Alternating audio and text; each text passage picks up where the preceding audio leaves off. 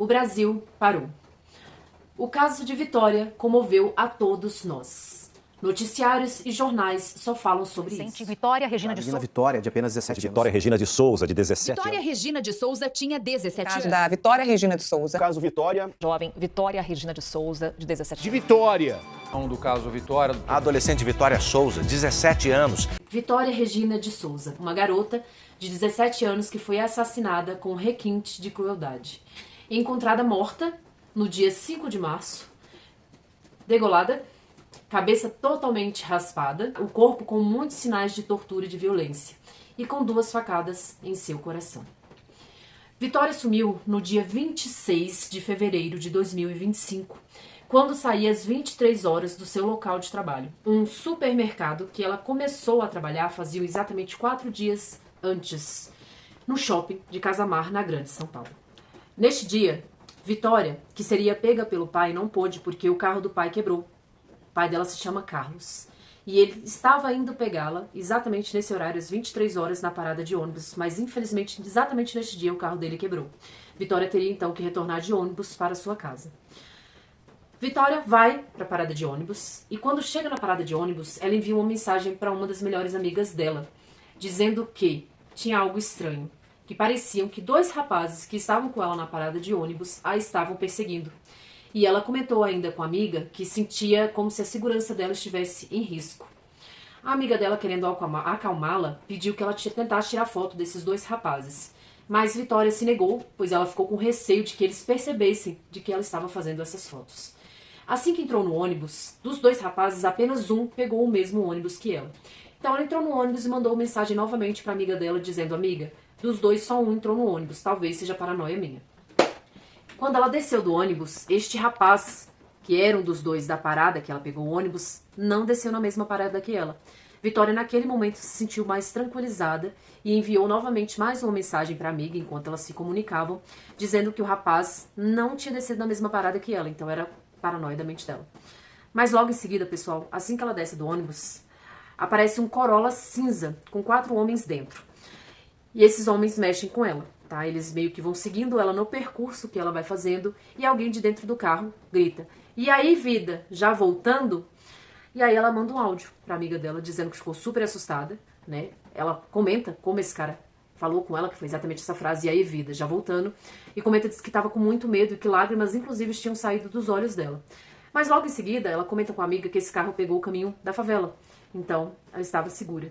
Mas mais um tempinho depois ela manda novamente mais uma mensagem para a amiga, dizendo: "Amiga, eles estão voltando na minha direção." Depois disso, não houve mais comunicação e retorno de Vitória. A amiga dela mandou mensagem, ela não respondeu. Ligou para ela não respondeu. Vitória sumiu exatamente no dia 26 de fevereiro. Quando foi no dia 27 de fevereiro, a polícia foi comunicada sobre o sumiço dela. Então eles movimentaram e mobilizaram 100 pessoas da área para que Vitória fosse procurada. Eles começaram a juntar, né, os acontecimentos por onde Vitória saiu, o vídeo exatamente dela saindo lá do supermercado, o caminho que ela fez até a parada de ônibus, para que eles juntassem alguma informação e pudessem ver o que havia acontecido com a adolescente.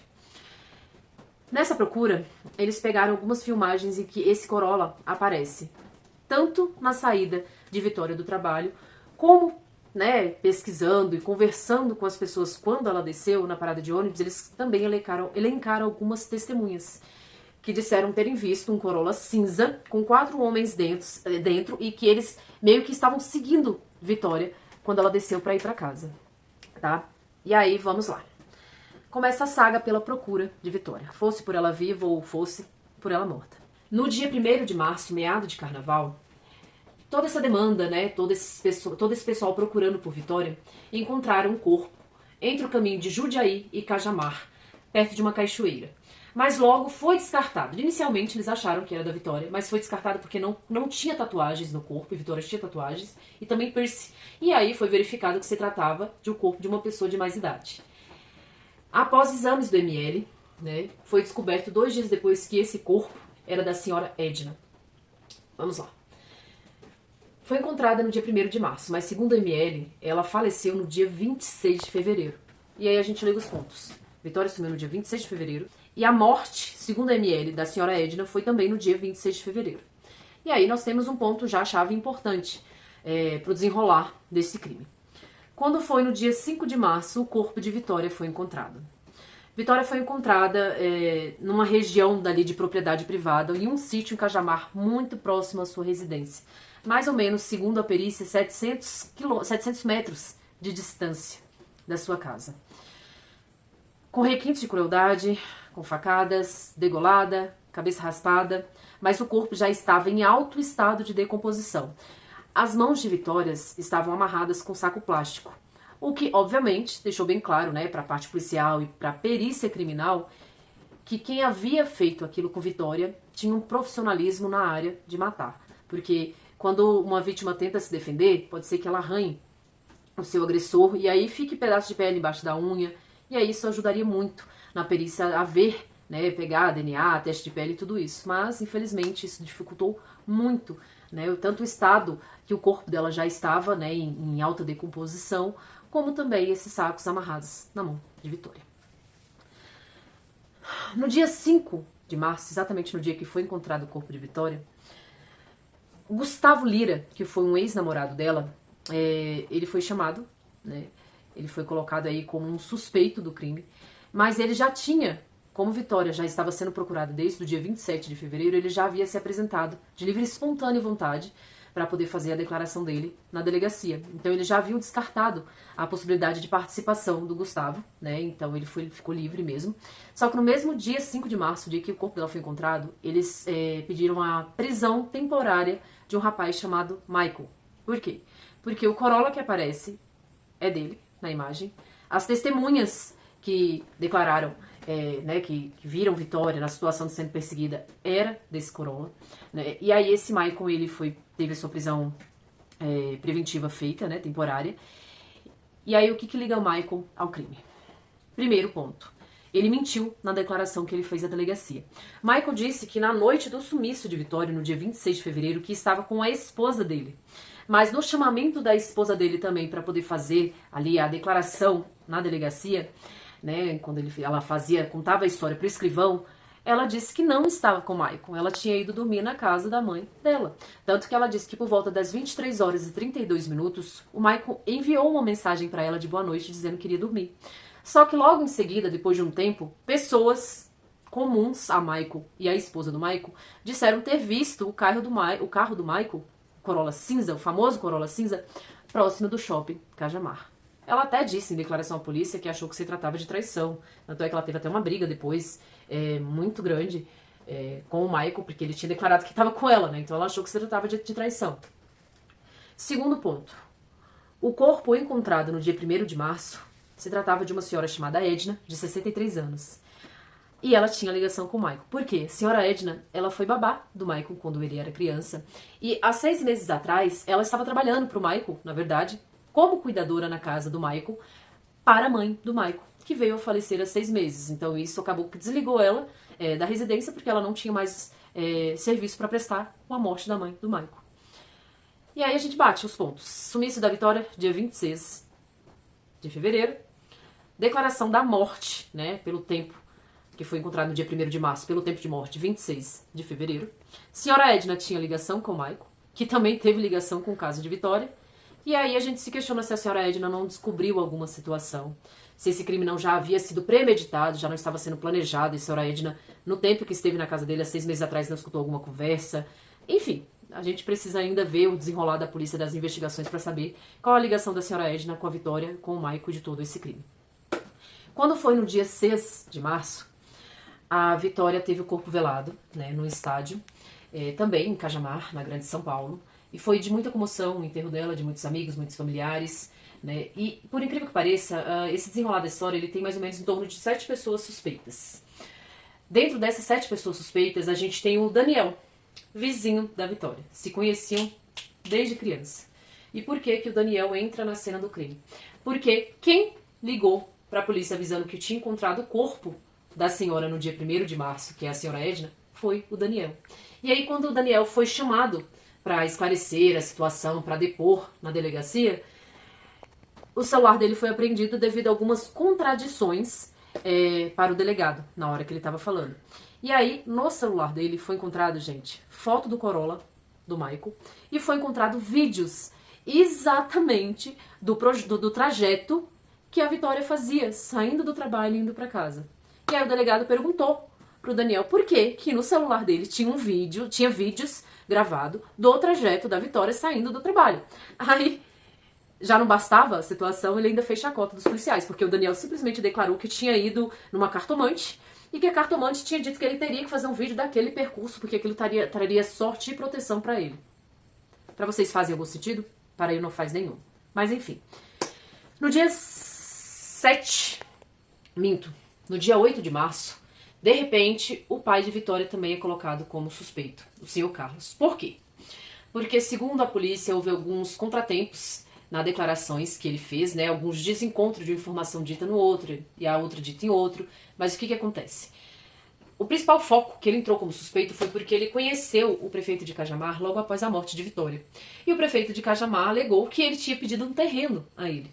E aí ficou uma situação um pouco estranha para a polícia. Então a polícia colocou ele como suspeito, se ele tinha algum interesse, né, material, após a situação da Vitória. E na verdade não. Seu Carlos declarou que não pediu absolutamente nada ao prefeito. O que ele pediu foi uma troca de terreno. Seu Carlos declarou que teve um filho também morto num acidente de moto muito próximo de casa. E agora, com a situação agressiva, né, com toda essa morte, com o jeito que mataram a Vitória, né, a forma absurda e cruel com que tiraram a vida da filha dele. Então ele disse que o que ele propôs ao prefeito, foi o prefeito ficar com o terreno dele e ver um outro terreno para ele longe dali. Porque para ele não faz mais sentido estar num local em que ele só teve perdas, em que ele só tem tristeza, em que ele só tem lembrança ruim. E realmente, gente, vamos concordar, né? Eu tô junto com ele, eu também não ficaria mais num lugar desse. E aí ele foi tirado, tá, gente, como suspeito da situação. E aí, outro ponto que liga o Michael à situação do crime contra a Vitória. Eles acharam o possível cativeiro, onde Vitória... Segundo a polícia, a Vitória ainda ficou 2 dias em cativeiro, sendo torturada, para após esses 2 dias ela ser morta. Ou seja, subentende-se que ela foi sequestrada, né? Ela foi arrebatada no dia 26 de fevereiro, e que no dia 1º, exatamente no dia 1º, foi o dia que Vitória perdeu a vida, pelo tempo ali de quando o corpo dela foi achado, né, em alto sistema de decomposição, tá?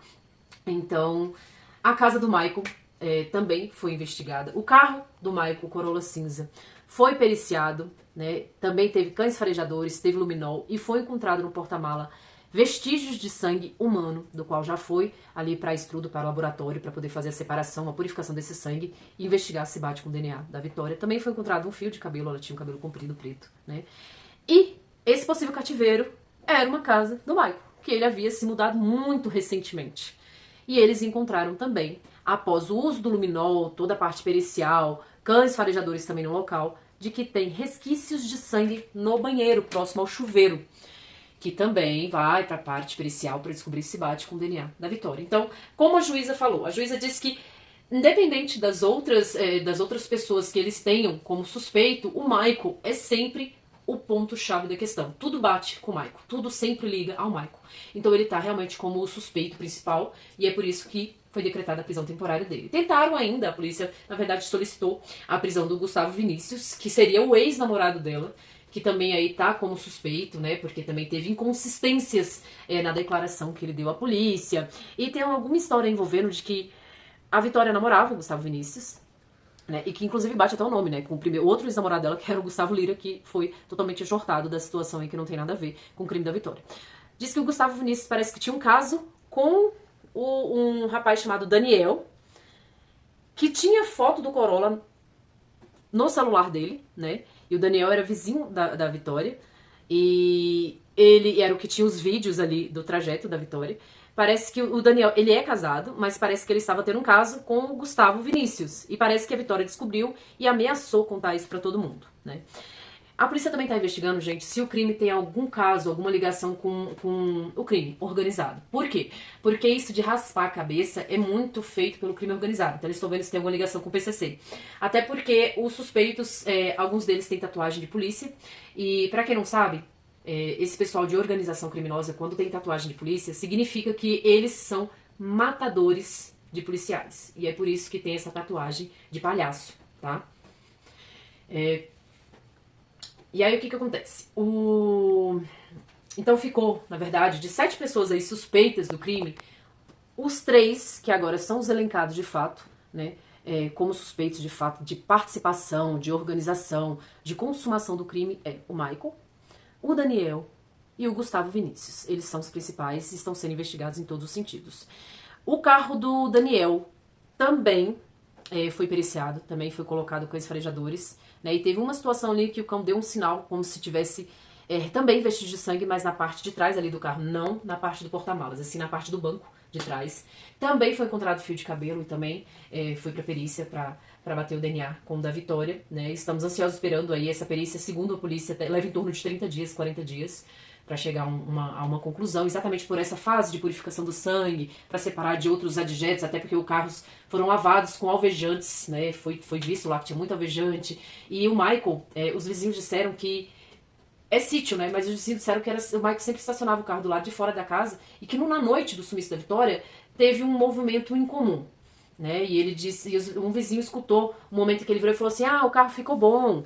E o carro estava pro lado de dentro, na garagem, coisa que os vizinhos disseram que o Michael nunca fazia, era sempre ficava do lado de fora o carro. E por coincidência nesse dia ficou do lado de dentro. E que tinha uma movimentação de muita gente mexendo no carro. Então assim, tudo leva a crer que o Michael foi o principal pivô, foi o organizador, foi o assassino, foi quem fez quase tudo, mas com participação de outras pessoas, né?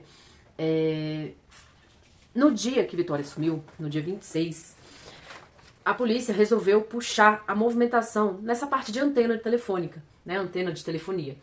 E aí já era, gente, mais de 00:30. Então já é um horário que, até segundo as filmagens do local da parada de ônibus onde Vitória pegou ônibus pra ir pra casa, você quase não via ninguém. Vocês realmente só vê na filmagem a Vitória e os 2 rapazes que ela comenta com a amiga lá que tava com medo, tava suspeitando que estava sendo seguida, tá? Só que, segundo a polícia, essa telefonia destacou aí 18 movimentações. O que seriam? Seriam em torno de 18 ligações de números diferentes. E a polícia está investigando, porque pro horário, a própria telefonia disse que não é comum naquela região ali, né? Cajamar é uma região um pouco afastada, principalmente onde a Vitória morava. Naquela região ali não é comum essa movimentação tão intensa, né? Então eles estão investigando essas 18 ligações, quais são os números e quais os nomes coligados a esses números, para que eles cheguem aí, às vezes até em mais suspeitos, né? Já que foram 18 números diferentes. É muito número pro tanto de suspeito que tem sobre o crime, tá? A perícia está esperando os resultados, né? E a gente quer justiça. Nós, brasileiros que temos acompanhado o caso de Vitória, a gente espera que esse caso seja resolvido, que os assassinos ou o assassino, ou enfim, sejam pegos e que eles sejam punidos na forma da lei. Porque a perda da Vitória, ela não tem retorno, e a gente pede justiça por muitas Vitórias que foram assassinadas, que sumiram, que perderam sua vida e o futuro e que deixaram famílias despedaçadas.